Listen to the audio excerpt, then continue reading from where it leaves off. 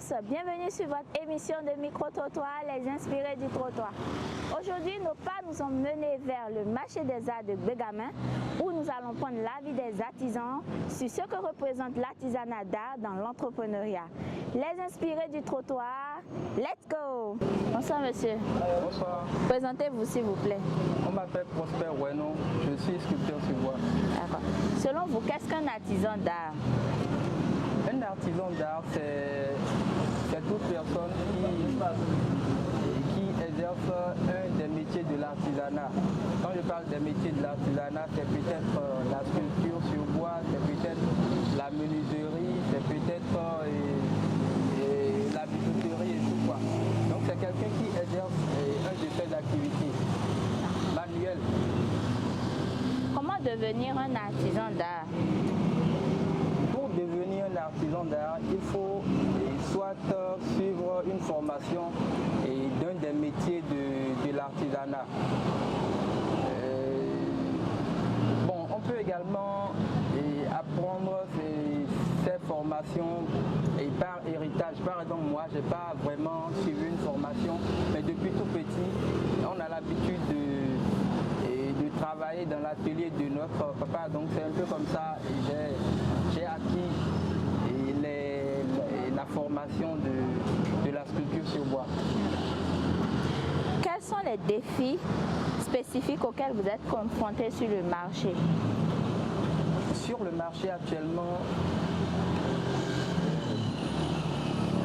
je ne dirais pas, je ne vais pas parler de défis, mais on a quelques difficultés actuellement. Surtout là où nous sommes ici actuellement, c'est compliqué pour nous de travailler à cause des conditions. Il y a la chaleur, on n'est pas bien positionné, on n'a pas vraiment un atelier, donc c'est un peu compliqué pour nous actuellement. Sinon, en termes de défis, bon, chacun exerce son métier et bon, on ne se plaint pas trop quoi. D'accord. Soutenez-vous le fait que certaines personnes pensent et disent que les artisans d'art ne sont pas des entrepreneurs? Personnellement, je pense que un artisan d'art, c'est aussi un entrepreneur. Parce que un artisan d'art, il exerce son métier et il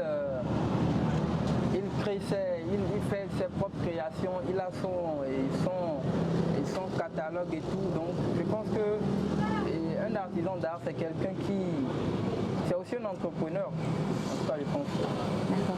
Merci monsieur. Pouvez-vous nous présenter quelques-uns de vos articles? Oui, bien possible. D'accord. Là par exemple, c'est des statuettes faites avec du bois d'ébène et habillées avec du raffia.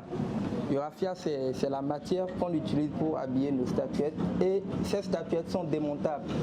C'est pour faciliter le transport à les touristes qui viennent acheter avec nous. Là, ils n'auront pas, c'est pour éviter les risques de cassure, quoi. Ça ne va pas se casser, donc on emballe ça très bien et ils partent avec. Donc c'est un peu ça. Et après, par exemple, c'est des masques un peu antiques. C'est fait, mais bon, et après avoir travaillé ça a l'air un peu antique quoi. Il y a plein d'autres choses qu'on fait. On fait également des ustensiles ou bien des verres. Ça par exemple c'est des coupes de champagne. Il y a également des femmes. Ouais, ça par exemple. On les appelle également des miss quoi. On fait également des animaux. Des animaux en bois. J'utilise beaucoup plus du bois d'ébène parce que c'est un bois dont la finition est beaucoup plus jolie. Donc après ça, on utilise d'autres bois, mais en majorité, j'utilise l'ébène. D'accord. On fait également beaucoup d'autres choses. Et on réalise également des trucs sur commande. Et pour les commandes, on en a assez et comme nous sommes artisans, c'est un peu compliqué de remplir la boutique en même temps parce que tu as des commandes par-ci, tu les réalises, après tu travailles un peu pour exposer, donc c'est un peu comme ça se passe. La boutique se situe ici au marché des arts, c'est la boutique A229. Nous sommes un peu du côté opposé du 7e galerie, côté opposé de 7e galerie. Les inspirés du trottoir, c'est fini pour aujourd'hui. Mais avant de nous quitter, retenons que les artisans d'art sont aussi des entrepreneurs à ne pas minimiser. Retrouvez-nous sur nos pages Facebook, YouTube et TikTok pour de prochaines éditions. À la prochaine!